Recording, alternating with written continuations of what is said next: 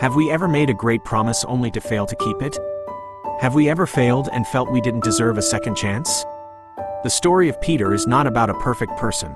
It's the story of a man who made the biggest mistake of his life but ultimately became one of the greatest. It is a journey from betrayal to redemption, the promise and the denial. Peter was the first to declare Jesus as the Messiah. He was a courageous, outspoken man who often acted on impulse. When Jesus said he would be arrested, Peter boldly declared, "I will never disown you."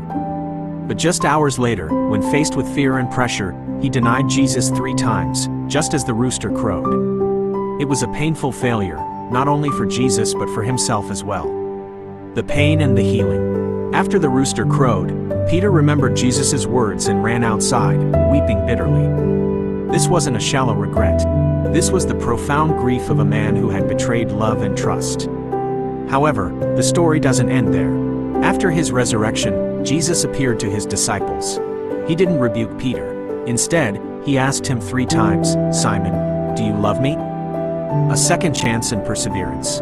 This act by Jesus is a profound lesson in forgiveness and second chances. He didn't destroy Peter for his mistake.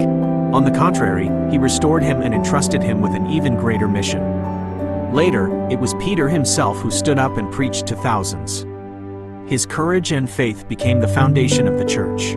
He was no longer a man who acted on impulse, but had become a steadfast and compassionate leader. Connecting to modern life, the story of Peter teaches us that failure is not the end.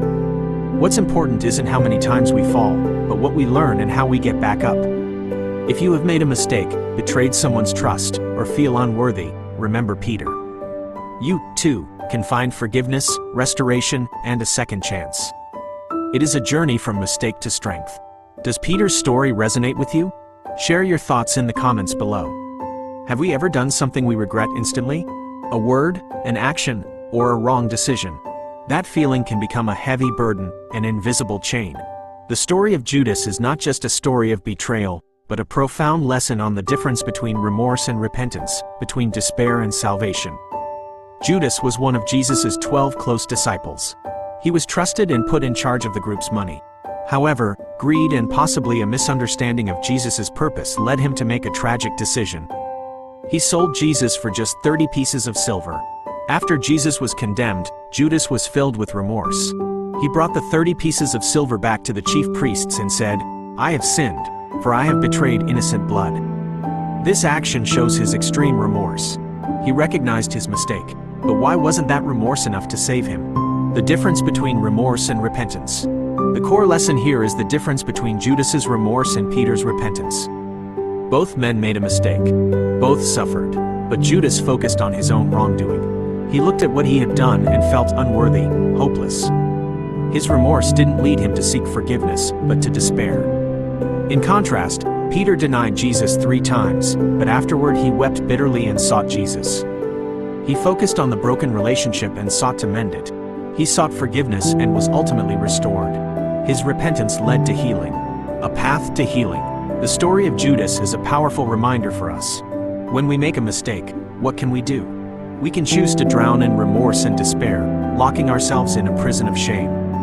Or we can choose the path of repentance, admitting our mistakes, seeking forgiveness from those we have hurt, and learning to forgive ourselves. Remember, salvation is not in never making a mistake, but in what we do after we make one. Like Peter, we can find forgiveness and a second chance if we dare to face our mistakes and seek healing. Finding purpose after pain, a lesson from Mary Magdalene. Life can lead us to dark places, a place where we feel shame, hurt, and isolation. But is it possible to find light after everything? The story of Mary Magdalene isn't a story about a dark past, but a powerful testament to how gratitude can transform our lives, from despair to purpose. In the Bible, Mary Magdalene is mentioned as a person who was freed by Jesus from 7 demons. While scholars debate her exact condition, it's clear she underwent a profound healing, not just physically, but spiritually. She was released from the burden of her past, of suffering, and of being tormented. Instead of living in shame from her past, Mary chose to live with profound gratitude. She followed Jesus, supported him with her own resources, and became one of his most devoted followers. She wasn't just grateful for her healing, but also for the chance to live a new life, a life with meaning. When all the other disciples had fled, Mary Magdalene remained there, at the foot of the cross, witnessing Jesus' pain. It was her gratitude that kept her there. And on the morning of the third day, she was the first to arrive at the tomb. Her gratitude was extraordinarily rewarded. She was the first person to see the risen Jesus. She was not only healed and forgiven, but also given a high mission, to become the first messenger of the good news of the resurrection. Gratitude transformed her from a broken person into a powerful witness, a bearer of hope. The story of Mary Magdalene teaches us a valuable lesson. Gratitude is not a shallow emotion, it's an intentional act. Instead of focusing on what happened in the past, focus on what we can do today. Gratitude can heal wounds, free us from shame, and motivate us to find purpose in life. When you are grateful for what you've been freed from, you can start a new life. When you are grateful for a second chance, you can live a meaningful life.